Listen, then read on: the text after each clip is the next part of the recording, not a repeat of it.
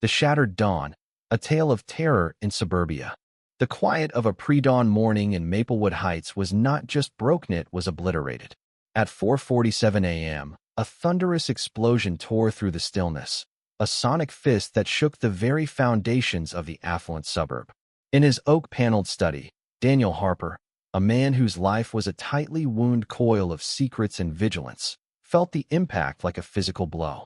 The windows of his home rattled violently, threatening to shatter. His coffee mug, perched on a stack of classified reports, toppled, spilling scalding liquid across the pages. His head snapped up, every instinct honed by decades of confronting the darkest corners of human malice, screaming one word: bomb. Daniel, a 58-year-old veteran of the state's Joint Counterterrorism Task Force, JCTD, was no stranger to chaos, but this was different. This was personal. Maplewood Heights, a pristine enclave of manicured lawns and multi-million-dollar homes, was his sanctuary, chosen for his wife, Susan, and their 10-year-old daughter, Emily. It was a place where the grim realities of his work were supposed to stay at arm's length. Yet, as he stared out the grand window of his study, a column of thick, black smoke clawed its way into the pale morning sky, rising from the direction of the Bright Horizons Therapy Center. Bright Horizons was a beacon of hope, a former community hall transformed into a vibrant facility for children with disabilities. Its colorful murals and joyful playground stood just outside the Maplewood Heights Homeowners Association, HOA, boundary, but served many families within the community. To most, it was a symbol of resilience. To a vocal few, it was an affront. Daniel's heart pounded as he processed the scene. The explosion's roar lingered, replaced by the distant wail of sirens and the panicked barking of neighborhood dogs. He was already moving, his body reacting before his mind fully registered the horror. This was no accident. The acrid smell of high explosives, the upward blast pattern knew the signature of an improvised explosive device, IED, all too well. As he raced toward the scene, his mind churned. Bright Horizons was a sanctuary for the most vulnerable children with physical and developmental challenges. Who could target such a place? Why? The question burned, igniting a fury he rarely allowed himself to feel. Maplewood was his home, and someone had brought war to its doorstep. The devastation at Bright Horizons was staggering. The front facade was gone, as if a giant had swiped it away. Shattered glass littered the street, and the air was thick with the stench of burnt chemicals and pulverized concrete. Dr. Maria Cortez, the center's director, stood amidst the chaos, her face streaked with ash and tears. No one was inside, she sobbed to a firefighter. The kids weren't due for hours. Daniel felt a wave of relief, quickly drowned by rage at the perpetrator's reckless disregard for life. The timing was either a stroke of luck or a calculated choice. Local police swarmed the scene, their faces grim but overwhelmed. They muttered about gas leaks or faulty wiring, but Daniel knew better. He spotted her then, standing apart from the shocked residents in their bathrobes. Evelyn Whitaker, the HOA's iron-fisted matriarch, watched from her pristine lawn across a small ravine. Her silver hair was immaculate, her posture regal, but her expression chilled Daniel to the bone. There was no horror, no sympathy, only a flicker of something that looked disturbingly like satisfaction. His blood ran cold. Evelyn, a woman whose wealth and influence rivaled her disdain for anything that disrupted her vision of perfection, had long despised Bright Horizons. Could she be involved? Daniel approached Police Chief Tom Bradley, a man he knew from interagency briefings.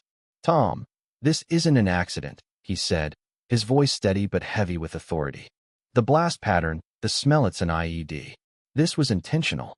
He shared his observations about Evelyn, her campaign against the center, her escalating harassment, and her unsettling demeanor. Just then, a young forensics officer called out, holding up a bagged piece of mangled plastic and wiring. "Chief, this looks like part of a timer." "Not from the building." Bradley's face paled.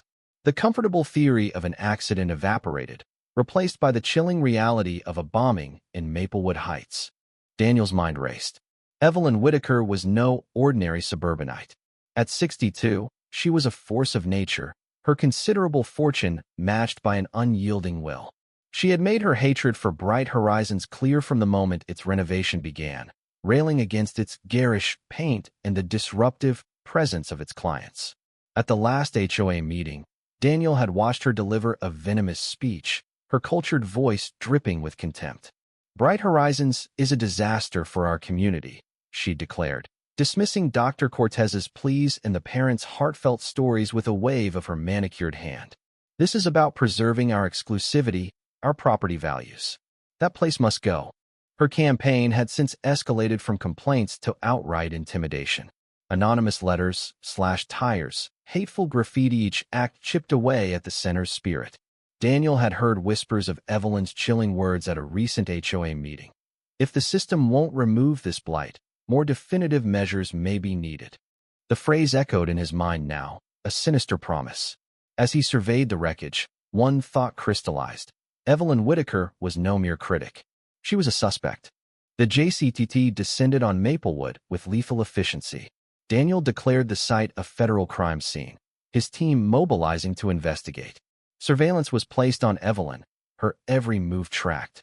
Forensic experts combed the debris, identifying the explosive as ammonium nitrate and fuel oil and info bomb, crude but deadly.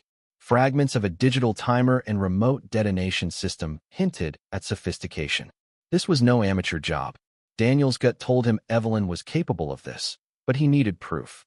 The question gnawed at him. How far would a woman like her go to protect her vision of perfection?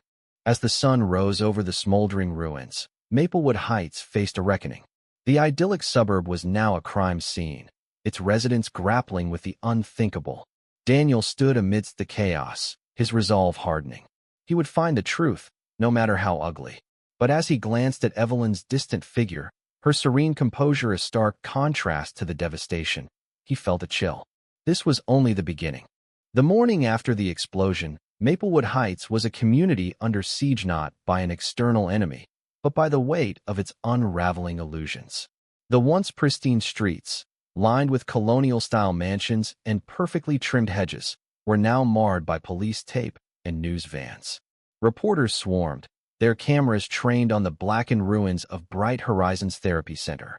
For Daniel Harper, the chief of the state's Joint Counterterrorism Task Force, JCTT, the scene was a grim reminder of the battlefields he'd left behind in his younger years. But this was no distant war zone. This was home, and the enemy might be one of his neighbors. Daniel stood at the edge of the cordoned-off blast site, his gray eyes scanning the debris. His team, a tightly coordinated unit of forensic analysts, intelligence officers, and federal agents, worked with methodical precision. They sifted through shattered concrete and twisted metal, piecing together the anatomy of the bomb. The preliminary findings were chilling. The device was an info bomb, a volatile mix of ammonium nitrate fertilizer and fuel oil, triggered by a sophisticated remote detonation system. This wasn't the work of a reckless teenager or a disgruntled loner. It required knowledge, resources, and intent. Daniel's mind kept circling back to Evelyn Whitaker, the HOA's formidable queen, whose serene satisfaction at the scene had set off every alarm in his seasoned instincts. Evelyn, at 62, was a paradox, a woman of refined elegance whose influence in Maplewood was matched only by her ruthless disdain for anything that disrupted her vision of suburban perfection. Her campaign against Bright Horizons had been relentless, escalating from polite complaints to a calculated war of attrition. Daniel had witnessed her venom firsthand at the HOA meeting 3 months prior. Her silver hair gleaming under the community center's chandeliers, she'd addressed the room with the poise of a seasoned orator. "Bright Horizons is an eyesore, a magnet for undesirable elements," she declared, her voice smooth but laced with venom.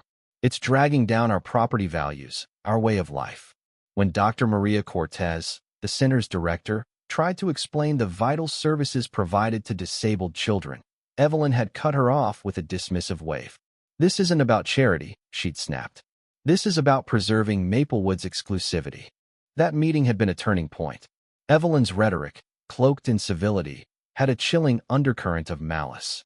Parents of Bright Horizons children, their faces etched with frustration, had pleaded for understanding, sharing stories of their kids' progress. Evelyn's response was a cold stare, as if their humanity was an inconvenience. Daniel, watching from the back, had felt a visceral unease. He'd seen that look before in the eyes of extremists who believed their cause justified any means. Now, standing amidst the wreckage, her words from a later HOA meeting echoed. If the system won't remove this blight, more definitive measures may be needed. The phrase, reported by a shaken resident to Susan, Daniel's wife, had a sinister weight. Could Evelyn have crossed the line from harassment to terrorism? The investigation moved swiftly. Daniel's team secured emergency warrants to dig into Evelyn's life, her finances, communications, and online activity. Surveillance units were discreetly positioned around her sprawling estate, a mansion that overlooked bright horizons across a picturesque ravine. Her every move was now under scrutiny. Meanwhile, Daniel met with Police Chief Tom Bradley to coordinate efforts. Tom, a 55-year-old local with deep roots in Maplewood, was visibly rattled. "A bomb here," he muttered, running a hand through his thinning hair. "I thought it was a gas leak, maybe arson at worst." Daniel's response was firm. "Tom, this is domestic terrorism. We're dealing with someone who planned this, someone who knew what they were doing." The first break came from the digital forensics team. Evelyn's home IP address revealed a series of internet searches that sent a chill down Daniel's spine. How to demolish a small building frame, purchase ammonium nitrate without suspicion, ANFO explosion effects, and remote detonation circuits. These weren't casual queries. They were a blueprint for destruction, time-stamped in the weeks leading up to the bombing. Physical evidence began to pile up. A neighbor's security camera, overlooked by local police, captured a dark SUV's make and model identical to Evelyn leaving the vicinity of Bright Horizons at 4:27 a.m., just 20 minutes before the explosion. The license plate was obscured by the pre-dawn gloom, but the timing was too precise to be coincidental. Daniel's team pushed harder, securing a warrant to search Evelyn's property. The operation was discreet, conducted while she was at a charity luncheon, her public persona of benevolence intact. In a locked garden shed, hidden behind stacks of designer potting soil, investigators found a workbench with trace residues of ammonium nitrate and fuel oil, the exact chemical signature of the bomb. Snippets of wiring, solder, and specialized tools consistent with IED construction were meticulously bagged. Most chillingly, they uncovered architectural plans of Bright Horizons, likely obtained from public records, with structural supports circled in red ink and a single word scrawled beside one. Here. Daniel sat in his temporary command post, a rented office space near the Maplewood police station, reviewing the evidence. The case was building, but he needed to understand the why. Evelyn's hatred for Bright Horizons seemed disproportionate, even for someone obsessed with property values. A junior analyst, combing through intercepted calls, flagged a conversation Evelyn had with a distant cousin days before the bombing. In a rare moment of vulnerability, she'd spoken of a childhood memory, a younger sister with severe developmental disabilities, institutionalized by their parents and erased from family history. She was a burden, a shame, Evelyn had said, her voice trembling. The analyst posited a theory: Bright Horizons, with its joyful celebration of disabled children, might have triggered a deep, pathological resentment in Evelyn, a wound festering for decades. Daniel felt a knot form in his stomach. This wasn't just about aesthetics. It was personal, a twisted projection of shame and control. Back at Bright Horizons, the community reeled. Dr. Maria Cortez, her gentle demeanor fraying under the strain, installed additional security cameras, draining the center's already tight budget. Parents reported finding hateful notes on their cars, typed on expensive stationery. "Take your problems elsewhere. Stop devaluing our neighborhood." The harassment, once subtle, was now overt, a psychological siege. Maria confided in Daniel during a brief meeting at the site. "We're under attack," she said, her voice hoarse. "Not just the building, the kids, the families. They're trying to break us." Daniel promised her justice, but the weight of her words lingered. He thought of Emily, his daughter, and the innocence she still carried. The idea of someone targeting children like her friends at Bright Horizons fueled his resolve. Evelyn, meanwhile, played her part flawlessly. She attended HOA meetings, offering rehearsed condolences for the tragic accident, and proposing a new security subcommittee conveniently under her control. Her composure was unnerving, a mask of civility that Daniel saw through. He briefed his team, emphasizing caution. She's not just a suspect, he said. She's a predator, and she thinks she's untouchable. But the net was tightening. A second search of Evelyn's property uncovered a hidden laptop, its hard drive wiped, but recoverable by forensic experts. It contained drafts of the threatening letters sent to Maria, typed in the same font as the windshield notes. The evidence was overwhelming, but Daniel needed a confession to seal the case. As the day ended, Daniel drove home, the weight of the investigation pressing on him. Susan greeted him at the door, her face etched with worry. Emily heard about the explosion at school, she said. She scared Dan. She asked if the mean lady did it. Daniel hugged her, the warmth of his family grounding him. We're close, he told her.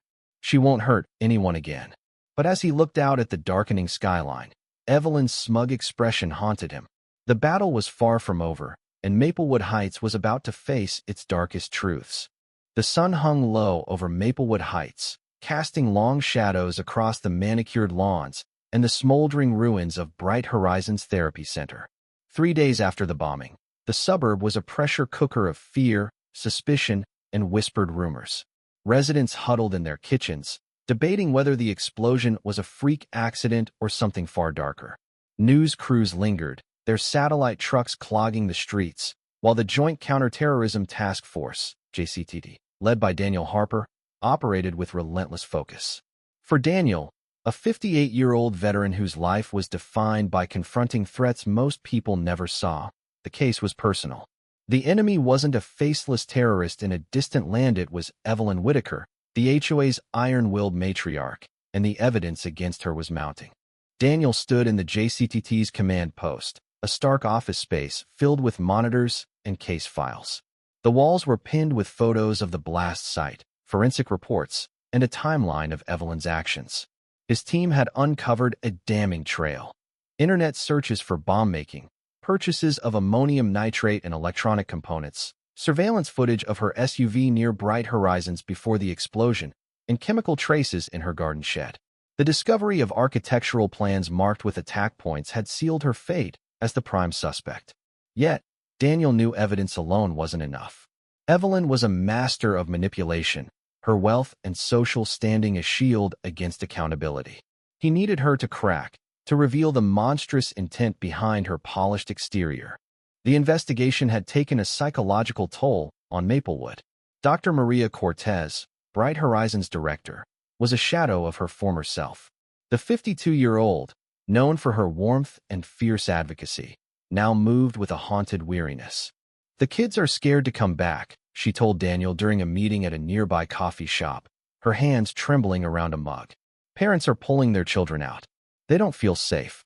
Daniel's jaw tightened. The center's vibrant murals, once a symbol of hope, were now scarred by graffiti and blast damage. Maria's words echoed his fears for his daughter, Emily, who had started asking questions about the bad thing at the center where her friend Sophie attended therapy. We're close, Maria, he promised. We'll stop her. Evelyn, meanwhile, continued her charade.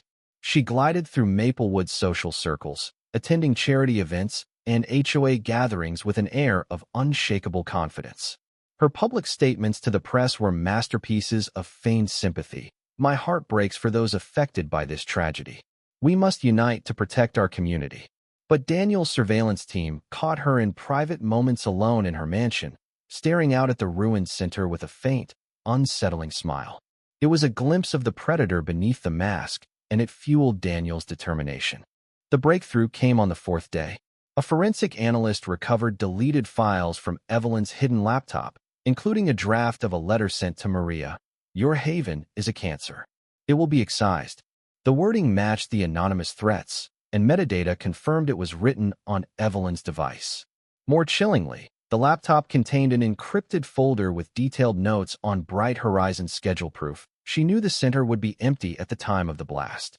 She didn't want casualties, the analyst noted. She wanted to destroy the place, send a message. Daniel's stomach churned.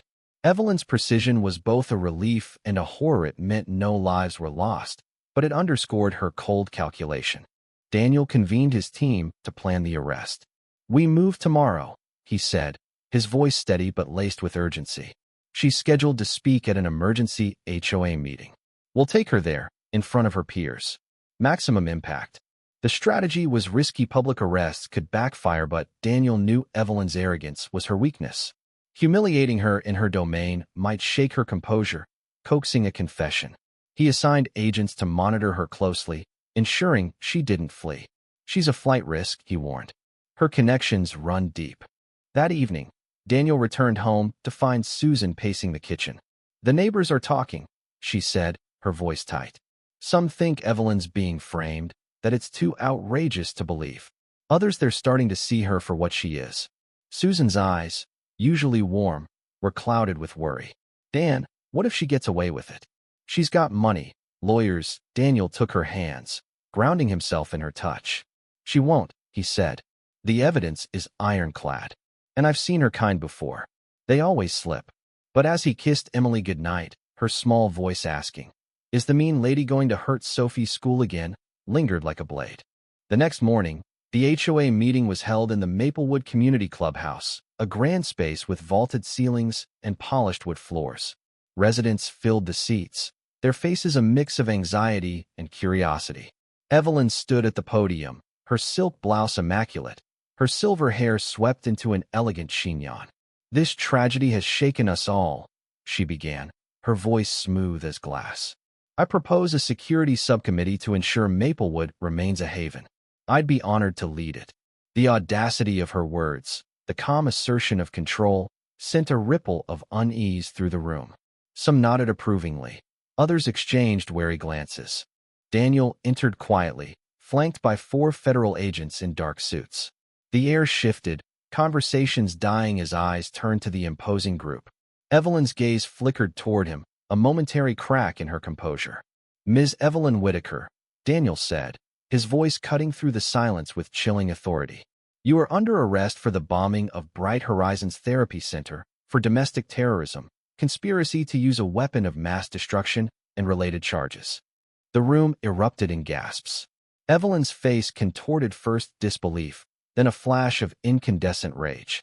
"This is absurd," she shrieked, her cultured tone shattering. "Do you know who I am? I'm a pillar of this community. This is an outrage." Residents stared, some in horror, others in dawning realization. Her allies on the HOA board, usually quick to defend her, sat frozen. Agents moved forward, one taking her arm. Evelyn yanked away, her blouse tearing in the struggle. "Don't touch me. I'll sue you all." Her shrieks echoed as she was handcuffed, her carefully curated image crumbling. The sight of Maplewood's self-appointed queen being led away in disgrace sent shockwaves through the crowd. The arrest was a spectacle, covered live by news crews who'd caught wind of the operation. By noon, Evelyn's face was plastered across every major network. The story of a wealthy HOA leader bombing a children's therapy center, sparking national outrage. Daniel watched the coverage from the command post, his jaw tight. The public's reaction was a mix of disbelief and fury, but he knew the real battle was ahead. Evelyn's wealth and connections made her a formidable adversary, and her interrogation would be a test of wills. In the federal interview room, Evelyn sat ramrod straight, her wrists cuffed to the table. Her initial outrage had hardened into a steely defiance. "You've made a catastrophic mistake, Mr. Harper," she spat, her eyes blazing. "My lawyers will bury you." Daniel, seated across from her, remained impassive. He'd faced fanatics before, zealots who believed their cause was righteous. Evelyn was no different. Her narcissism was a twisted ideology of one. "Let's talk about the evidence," he said, sliding a folder across the table. "Your searches, your purchases, the chemicals in your shed, the plans with your handwriting. Care to explain?" Evelyn's lips curled into a sneer. "You're grasping at straws. I'm a gardener, nothing more. Those plans, public records. The rest, circumstantial." But as Daniel laid out each piece, surveillance footage, recovered letters, her own words about a definitive solution, her composure faltered. Her eyes darted to the folder, then away. "Bright Horizons was a blight," she finally said, her voice low, almost reverent. "It was destroying our community, our values. Someone had to act." Daniel leaned forward, his voice calm but piercing. "You built a bomb, Evelyn. You targeted children. Why?" For a moment, her mask slipped, revealing a flicker of something raw: pain, perhaps, or shame. "You wouldn't understand," she muttered. "It was personal." Daniel pressed, referencing her sister's institutionalization, a wound uncovered by his team. Evelyn's face twisted, but she clamped down, refusing to elaborate. "I did what was necessary," she said, her tone final. "Maplewood deserves better." The interrogation ended without a full confession, but her words were damning enough. Daniel stepped into the observation room, where Tom Bradley waited. "She's unhinged," Tom said, shaking his head. "But she believes she's the victim here." Daniel nodded, his mind racing. Evelyn's motives were clearer now, a toxic blend of entitlement, repressed trauma, and an obsession with control. But the case wasn't closed. The community, the nation, needed answers, and Daniel would ensure justice was served. As he drove home, the weight of the day pressed on him. Maplewood was fracturing. Neighbors turned on neighbors, some defending Evelyn's passion for the community, others horrified by her actions. The bombing had exposed the suburb's underbelly, its obsession with perfection a breeding ground for hate. Daniel glanced at a photo of Emily on his dashboard, her smile a reminder of why he fought. The truth was out, but the scars would linger. The federal courthouse in downtown Richmond was a fortress of stone and glass, its imposing facade a stark contrast to the manicured elegance of Maplewood Heights. 6 weeks after Evelyn Whitaker's arrest, the trial of the Centurias, the media dubbed it, began. The bombing of Bright Horizons Therapy Center had 3BD7C4B6F9D825D4D7F8D3A1B7B8F3F1A4A had captivated the nation, a grotesque tale of suburban terrorism that shattered the illusion of suburban safety. For Daniel Harper, the 58-year-old chief of the state's Joint Counterterrorism Task Force, JCTT, the trial was the culmination of a grueling investigation, but also a personal crusade. Evelyn Whitaker, Maplewood's fallen queen, sat at the defendant's table, her silver hair impeccable, her expression a mask of defiance. The stakes were monumental, not just for justice, but for the soul of a community.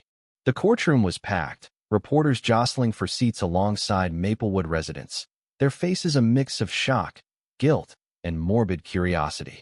Daniel sat in the front row, his gray eyes fixed on Evelyn. The evidence was overwhelming. Internet searches, financial records, surveillance footage, chemical traces, and her chilling statements. Yet, Evelyn's defense team, a cadre of high-powered attorneys bankrolled by her fortune, was formidable. They argued diminished capacity, claiming her obsession with community standards had driven her to a mental break. The affluenza defense, as pundits called it, sparked public outrage, but Daniel knew it was a desperate ploy.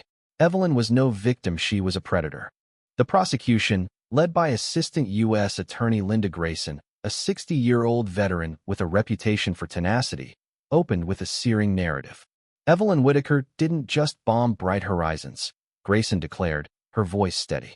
She waged a campaign of terror against disabled children, their families, and a community that dared to embrace them. This was not a lapse in judgment. It was a calculated act of domestic terrorism. She presented the evidence methodically, the ANFO bomb's construction, the architectural plans marked with attack points, and Evelyn's own words during interrogation, "I did what was necessary." The courtroom buzzed as Dr. Maria Cortez took the stand, her voice trembling as she described the toll on her students. "They trusted us to keep them safe," she said, tears falling. "She stole that from them." Evelyn's defense countered with a narrative of a woman undone by pressure. Ms. Whitaker was a pillar of Maplewood, driven to extremes by her commitment to her community. Her lead attorney, James Carver, argued. He painted Bright Horizons as a divisive presence, citing noise complaints and traffic issues, grievances that Evelyn had amplified.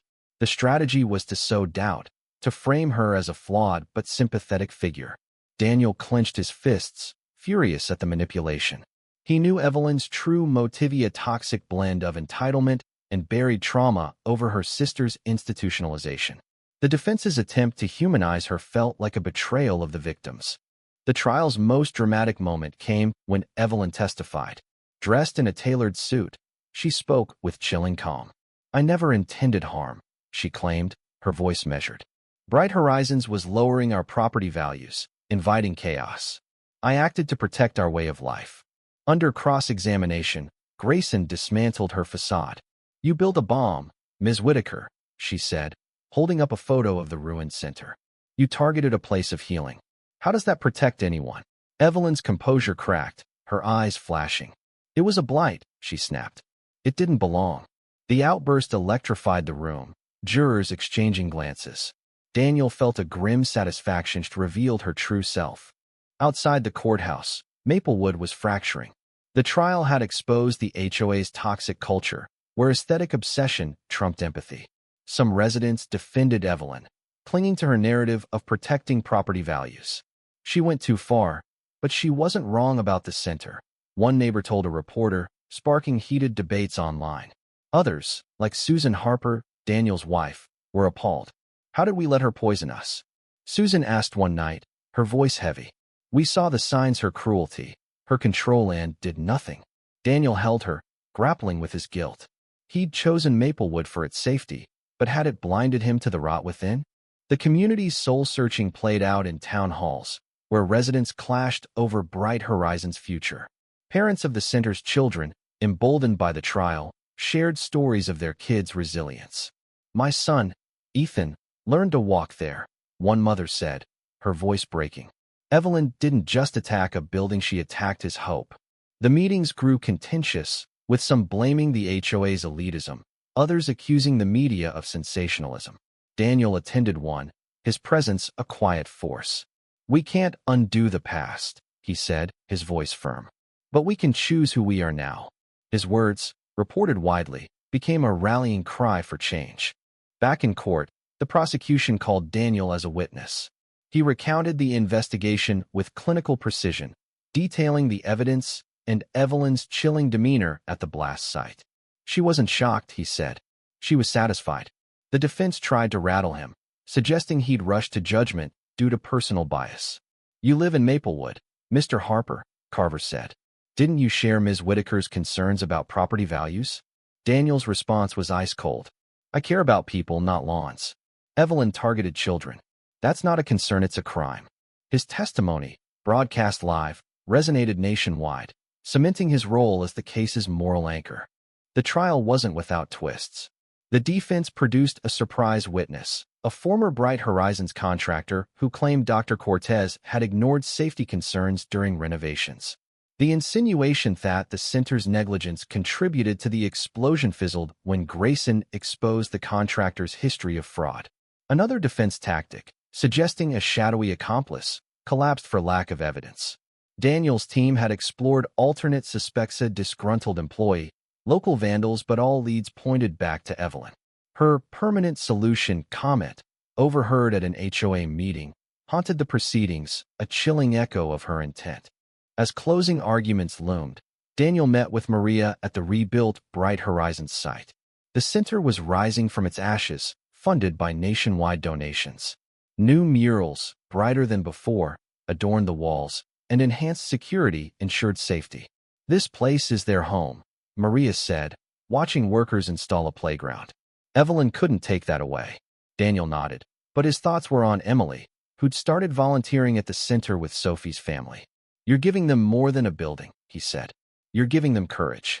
Maria's smile, though weary, was a spark of hope. At home, Daniel faced his reckoning. Emily, now 10, asked pointed questions. Why did she hate them, Dad? They're just kids. He struggled to explain, settling on. Some people let anger twist them. She forgot how to care. Susan, listening, added, we all have to do better, Em. That's what this teaches us. The conversation, raw and honest, left Daniel reflective. His work had always been about stopping threats, but this case forced him to confront the subtler dangers: apathy, complicity, privilege that festered in places like Maplewood. The trial's final days were electric. Grayson's closing argument was a masterclass, weaving evidence with moral clarity. Evelyn Whitaker believed her wealth, her status, made her untouchable, she said. She was wrong. Justice sees no privilege. Carver's rebuttal leaned on sympathy, urging jurors to consider Evelyn's mental strain. The jury, a diverse mix of Virginians, deliberated for 2 days. Daniel waited in the courthouse hall, his stomach knotted. A guilty verdict was likely, but Evelyn's resources made anything possible. When the foreman announced, guilty on all counts, the room exhaled. Evelyn's face was stone, her eyes distant. Sentencing was set for the following month. That night, Daniel and Susan watched the news, Emily asleep upstairs.